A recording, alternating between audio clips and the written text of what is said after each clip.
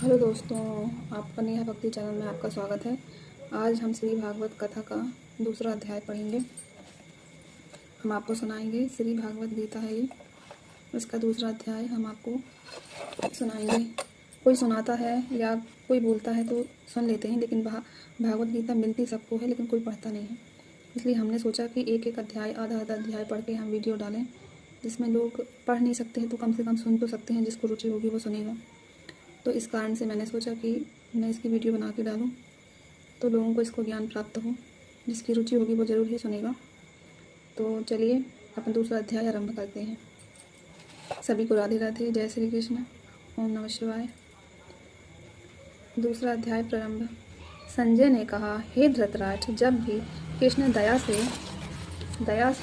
दया युक्त नेत्रों से आंसू भरे व्याकुल चित अर्जुन से बोले, हे अर्जुन, अनर्थ के सेवन करने योग्य अपयस कारक नरक से गिराने वाला मोह इस समय तुम्हारे मन में कहाँ से आ गया?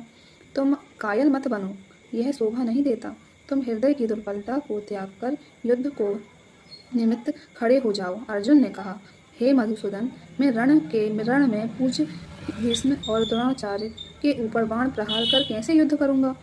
इस लोक में महात्मा गुरुजनों को मारने से भीख मांगकर भोजन करना उत्तम है, और अर्थ की कामना के लिए तो गुरुजनों को मारकर नरक रक्त से सने भोगों को मैं कैसे भोगूंगा?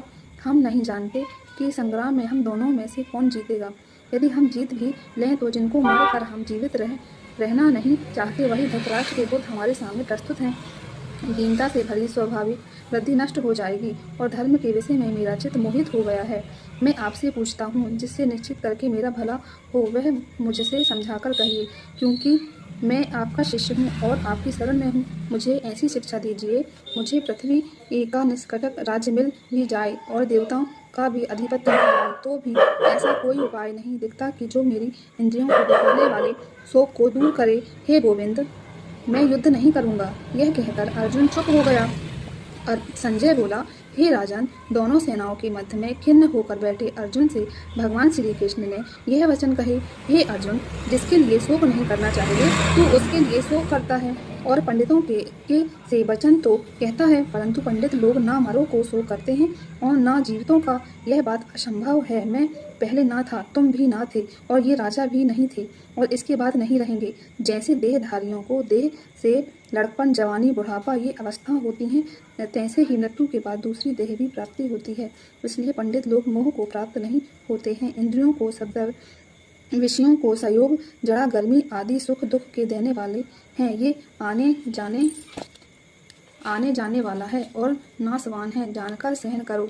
हे नर श्रेष्ठ, सुख दुख को समान मानने वाले जिस वीर पुरुष को ये कलेश नहीं देते, वे मोक्ष पाने का अधिकारी है। असत वस्तु को तो अस्तित्व नहीं है, और सत्य का असंभव अभाव नहीं है। इस प्रकार इन दोनों को ही तत्वज्ञान पुरुषों ने देखा है, जिसे यह सारा संसार व्यक्त है। जिनको अविनाशी जानो, क्योंकि इस नाश रहित आत्मा का विनाश करने में कोई समर्थ नहीं है।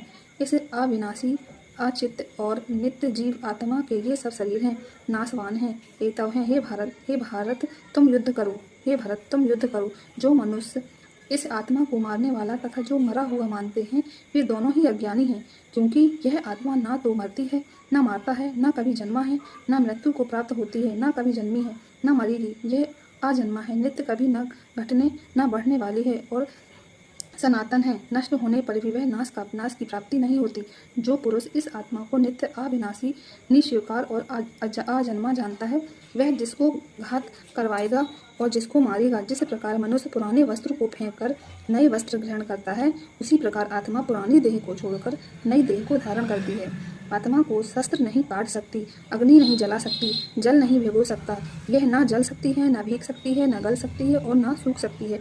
यह अविनाशी है, सर्वव्यापी है, स्थिर और सनातन है। यह इंद्रियों से जानी नहीं जा सकती। यह कल्पना से भी परे है और इसमें फेर नहीं हो सकता। इसलिए इसे ऐसा जानते हुए तुमको शोक करना उचित नहीं है। महाभयों, यदि तुम इस आत्मा को नित्य जन्म लेने और नित्य मरने वाला मानते हो, तो भी तुमको शोक नहीं करना चाहिए, क्योंकि जो जन्मा है उसकी मृत्यु, और जिसकी मृत्यु हुई उसका जन्म निश्चित है। एतव तो जब बात अनिवार्य है, इसके लिए सोच करना व्यर्थ है। जन्म लेने से पहले क्या था, किसी को मालूम नहीं। मध्यम कुछ प्रकट होता है, फिर मरने के पीछे क्या होगा कोई नहीं जानता। ऐसी दशा में किस बात की सोच करना तुमको उचित है? कोई मनुष्य तो इस आत्मा को आश्चर्य से देखता है, कोई आश्चर्यवर्धक वर्णन करता है, कोई आश्चर्य मानकर सुनता है, परंतु कोई देखकर कहकर सुनकर भी भली प्रकार नहीं जानता। सबके शरीर में यह आत्मा नित्य अविनाशी है। इस कारण सब प्राणियों के विषय तुमको सोच करना उचित नहीं, क्योंकि क्षत्रिय धर्म को सोचकर तुमको घबराना उचित नहीं, क्योंकि क्षत्रिय को धर्म पूर्वक युद्ध से और युद्ध भला करने वाली नहीं है। ये पर्थ बिना इच्छा किए स्वर्ग का द्वार रूप यह युद्ध तुमको प्राप्त हुआ है। ऐसा शुभ अवसर भाग्यवान क्षत्रियों को मिलता है। यदि तुम अपने धर्म के अनुसार इस संग्राम को न करोगे तो अपना धर्म और बड़ाई खो बैठोगे और पाप को प्राप्त होगे। सब लोग सदा तुम्हारी आप अपकीर्ति करेंगे और प्रतिष्ठा वाले पुरुषों के लिए अपयश का होना मृत्यु के समान है, बढ़कर है। ये महारथी समझेंगे कि अर्जुन डरकर संग्राम से हट गया और अब तक जो लोग तुम्हारा मान करते थे वे अपयश करेंगे। शत्रु लोग तुम्हारे पराक्रम की निंदा करते हुए अनेक प्रकार के दुर्वचन कहेंगे, जिससे बढ़कर दुख तुमको क्या होगा? यदि तुम युद्ध में नष्ट हो गए तो स्वर्ग के भागी होगे और जीतने पर सब पृथ्वी दल पर राज्य करोगे। इसलिए युद्ध के निमित्त दृढ़ प्रतिज्ञा करो और खड़े हो जाओ। सुख दुख लाभ हानि जय पराजय इनको समझकर युद्ध के लिए तैयार हो जाओ। ऐसा करने से तुम पाप को प्राप्त नहीं होगे। हे पार्थ, यह ज्ञान उपदेश ज्ञान योग के विषय में तुमसे कहा गया। अब निष्काम कर्मयोग के विषय में सुनो। जिस ज्ञान को पाकर कर्म व धर्म से तेरी मुक्ति होगी। कर्मयोग मार्ग एवं बार प्रारंभ किए बिना कर्म का नाश नहीं होता और विद्युन पढ़ने पर भी शुभ फल होता है, और इस कर्म का केवल प्रारंभ ही है।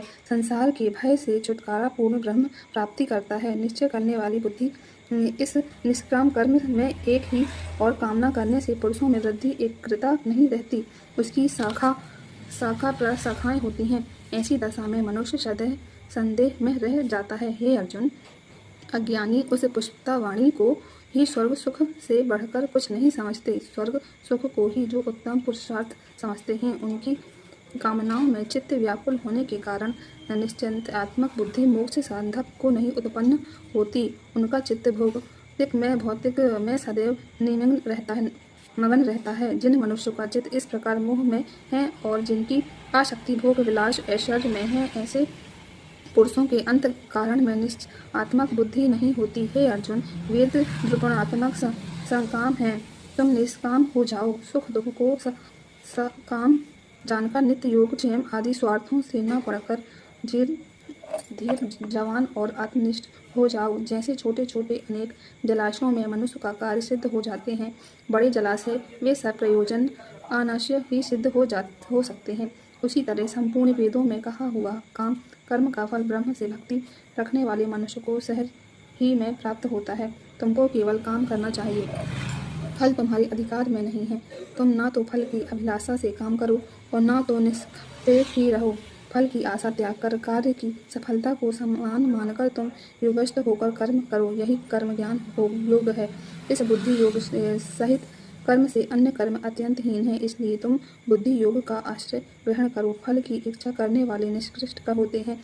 निष्काम कर्म करने वाला पुरुष ईश्वर कृपा से इसी संसार में सुकृत तथा दुष्कृत इन दोनों ही का त्याग कर देते हैं। इसलिए तुम निष्काम कर्म से प्रवृत्त जाओ, जो सब कर्मों से कल्याणात्मक कारक हैं। कर्म फल को त्याग कर ही बुद्धियुक्त ज्ञानी पुरुष जन्म बंधन से हटकर मोक्ष की प्राप्त होते हैं। जब तुम्हारी बुद्धि मोह बन के बाहर निकल जाएगी, तब तुम्हारा मन आगे सुनने वाली तथा सुनी हुई बातों से विरक्त हो जाएगा। अनेक स्मृतियों से वचन से सुनने से तुम्हारी बुद्धि भ्रमित हो गई है। जिस समय वह निश्चल होगी, आत्मा में स्थित होगी, तभी तुमको तत्व ज्ञान प्राप्त होगा। अर्जुन ने पूछा, हे केशव, आत्मस्वरूप निश्चल बुद्धि वाला किसको कहाँ है, उसके लक्षण क्या हैं और वह कैसे बोलता है, कैसे बैठता है, कैसे चलता है? श्री कृष्ण बोले, हे अर्जुन, जो महापुरुष मन से सब कामनाओं को त्याग देता है और अपने आप में ही प्रसन्न रहता है, जिसको निश्चल बुद्धि कहते हैं। दुख में जिसके मन में खेद नहीं होता और सुख में जिसको आसक्ति नहीं होती और प्रीति भय क्रोध जिसके जाते रहते हैं, वह आत्मा स्थिर बुद्धि वाला मुनि कहलाता है। सर्व करता है। जो शुभ पदार्थ होने से हर्ष नहीं करता, अशुभ से अप्रसन्न नहीं होता, उसी को स्थिर बुद्धि जानना चाहिए और कछुआ जैसे अपने अंगों को सिकोड़ लेता है। इस तरह से जो पुरुष अपनी इंद्रियों का विषय में से हटाता है, उसकी बुद्धि स्थिर जाननी चाहिए। निराहारी पुरुष के विषय घट जाते हैं, परंतु विषयों में उसका चाह बनी रहती है। हे अर्जुन, मोक्ष का प्रयत्न करने वाले विद्वान व्यक्ति को भी प्रबल इंद्रियां बल जिसके मन में जीत लेती हैं। इसलिए सब इंद्रियों को विषयों से रोक मेरे भी सेरे तत्पर हो जाओ। जिसने इंद्रियों को बस में कर लिया है, उसी की बुद्धि निश्चल है। जो पुरुष विषयों को ध्यान में रहता है, उनसे उसकी प्रीति हो जाती है। प्राति में कामना होती है। इच्छा से न पूर्ण होने से क्रोध की उत्पत्ति होती है। क्रोध में अविवेक होता है। अविवेक से स्मरण शक्ति नष्ट हो जाती है। स्मरण शक्ति को नाश होने से बुद्धि क्षय होती है। जिसकी बुद्धि नाश हुआ वह नाश को प्राप्त होता है। जो पुरुष राग द्वेष से रहित हो, इंद्रियों से विषय सुख का अनुभव नहीं करता और अपने मन को वश में रखता है, वह शांत को प्राप्त होता है। शांति मिलने पर सब दुखों का नाश हो जाता है। प्रसन्न चित्त वाले की बुद्धि तुरंत निश्चल होती है। जो पुरुष योग युक्त नहीं है, जिसकी निश्चल बुद्धि उत्पन्न नहीं होती, ईश्वर में भावना नहीं होती, भावना के न होने से शांति नहीं होती, अशांत को सुख कहाँ मिलेगा।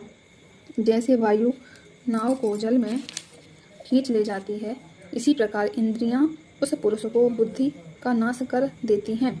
जिनका मन विषय शक्ति से इंद्रियों के पीछे लग जाता है, इसका कारण ये महाबाहों, जिसकी इंद्रियां विषयों में सवर रोक ले गई हैं, जिसकी बुद्धि स्थिर है। जो सब प्राणियां मात्र जिस समय भाग जागते हैं, मुनि जनों की वह रात्रि है। जल में भरे पूर्ण समुद्र में और नदियों का जल भरने पर भी वह अपनी मर्यादा पर रहता है। उसी प्रकार जिस पुरुष में इच्छा के न रहने पर भी इस समय भोग प्रवेश करते हैं, उसी को शांति मिलती है।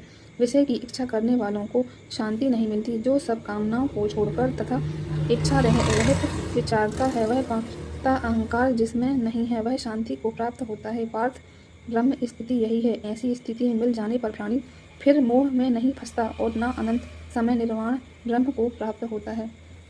हेलो दोस्तों, दूसरा अध्याय समाप्त हो गया है। आज मैंने पूरा दूसरा अध्याय पूरा कंप्लीट कर दिया है। अब हम कल तीसरे अध्याय की वीडियो बनाएंगे। आप सब बताइएगा आपको भागवत गीता कैसी लगती है। सभी को राधे राधे, जय श्री राम, ओम नमः शिवाय।